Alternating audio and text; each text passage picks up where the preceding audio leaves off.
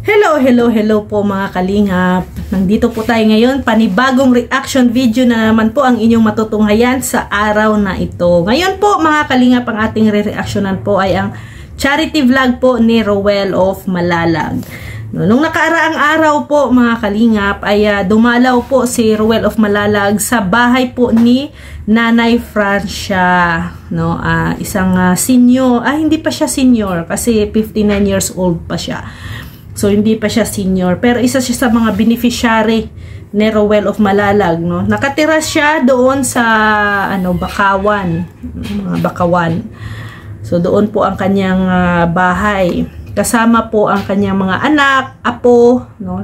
Dami silang tao doon sa kanilang bahay. Siyam sila doon sa bahay na yun. So, napakarami.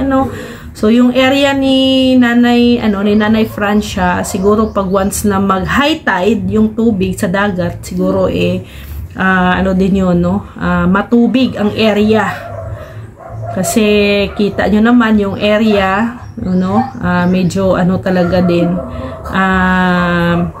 sabing matubig, So, ang plano nila Roel dito ay bibilhan ng lote.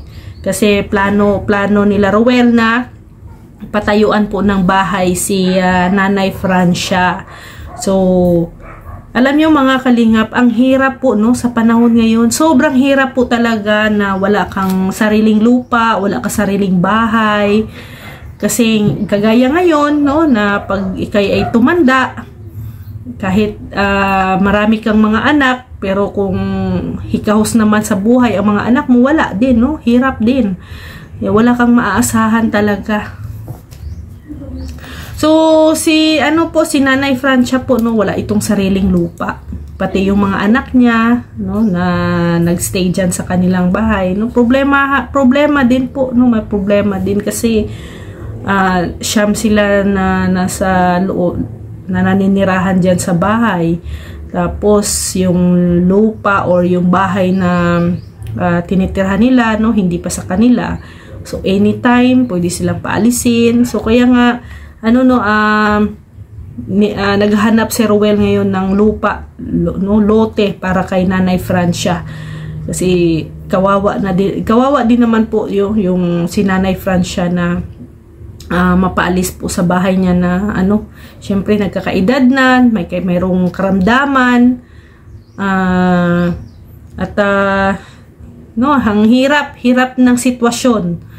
Walang anak na maaasahan, nandiyan pa yung mga apo, so walang asawa, na aalalay. So yan po ang realidad, ng mga senior natin, lalo na pag wala kang sariling lupa, wala kang sariling bahay. So, buti na lang talaga na nandyan ang Team Kalingap, nandyan ang grupo ni Roel of Malalag na nakatuklas or nakakita kay Nanay Francia. Kahit papano, may tutulong po kay Nanay Francia, may aalalay sa kanya, lalo na ngayon, sa bahay, sa lupa, sa lote, Paano na lang kung wala si Roel of Malalag at ang grupo, Paano na lang kung hindi sila na-discover? Paano, ang magiging sitwasyon nila? So, ganyan po kahirap. Kaya, bless ang mga senior natin na iba dyan na mayroong sariling bahay, mayroong sariling lupa. Isa yan sa mga problema ng mga charity vlogger, na pag once na maghahanap tayo ng mga tutulungan, gustuhin man natin na patayuan sila ng bahay, ang problema lang ay hindi sa kanila ang lupa. So, ang lupa ngayon, mahal din, di ba? It takes 1,000, yung bahay ay yung lupa na nakita nila, na in-offer sa kanila nung isang tao doon, nasa nasa 30,000, 5 by 10 ang laki. So pwede na yun, isang bahay na yun, pwede na yun, kasya na yun yung buong pamilya doon. At least kung mabili man at mapatayuan ng bahay, masasabi talaga nilang sa kanila na Kaya yun po ang yun po ang naging kalagayan doon kay Nanay Francia. So si Nanay Francia po ay may karamdaman, pero it's a mild lang naman ang karamdaman ni Nanay Francia. Ubo at lagnat. So hindi naman masyadong malaki ang pero nakita ko kay Nanay Francia parang parang unhappy, parang malungkot. May lungkot sa kanyang mukha.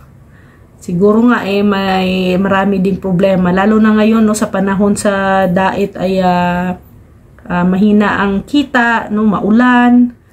Siyempre umaasa lang sila Nanay Francia sa tubigan, sa mga diyan, kumukuha ng mga diyan sa bakawan, mga kung ano man ang makuha nila diyan, mga shells or diyan. Yan po yung pangkabuhayan nila.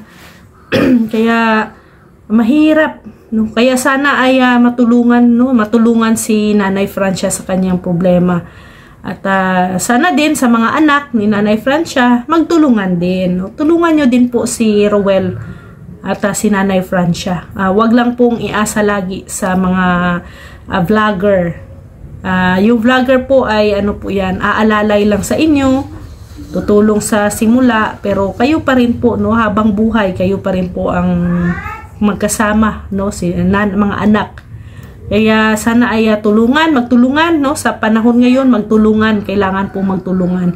At maraming salamat po sa mga sponsors ni Rowel of Malalag na andyan palagi na umaalalay sa kanya, sa mga seniors, maraming salamat talaga dahil naging priority po ninyo yung mga seniors, lalo na sa may mga karamdaman at hikahos din sa buhay. Kaya sana dito kay Nanay Francia yung sabi nga nila Rowel na yung 30,000 kung pwede hihingi pa ng discount. Malay natin magkaroon pa ng discount, yung 30,000 magiging 20,000 para naman pa may pangdagdag sa bahay. Kasi syempre sa materyales pag maggawa ka ng bahay ngayon, ang materyales ay sobrang mahal na. Kaya kung makahingi man ng discount, laking tulong 'yun, 'di ba? At sana ay tuloy-tuloy po tuloy-tuloy ang ang pagbabago dito. Abangan natin sa next na yung magiging buhay ni Nanay Francia. Maraming salamat sa mga tumutulong na nandyan palagi sa inyong suporta, tiwala at pagmamahal po sa Team Kalingap. At sa kay Rowel din po, salamat at yan, isa na namang senior ang matutulungan natin. So maraming salamat po sa inyong suporta. Sa mga hindi pa po nakapanood sa full video na to, dalawin nyo po at pakipuntahan po ang video na to kay Rowel of Malalag. Nandoon po ang full video sa mga hindi pa po nakapanood. At syempre po maraming salamat din po sa inyong lahat. Please po sa mga hindi pa po nakasubscribe sa channel po ni Rowel of Malalag, Rachel Morales Vlog, Kuya Val Santos Matubang, Ate Edna Vlogs, and Kalinga Prab, please pakisubscribe naman po at pakisuportahan ang kanilang channel. At syempre po ang inyong abang lingkod, Rhea Olarte. Pasupport din po ang aking channel. So maraming salamat po mga Kalingap. See you tomorrow. God bless everyone. Bye-bye po.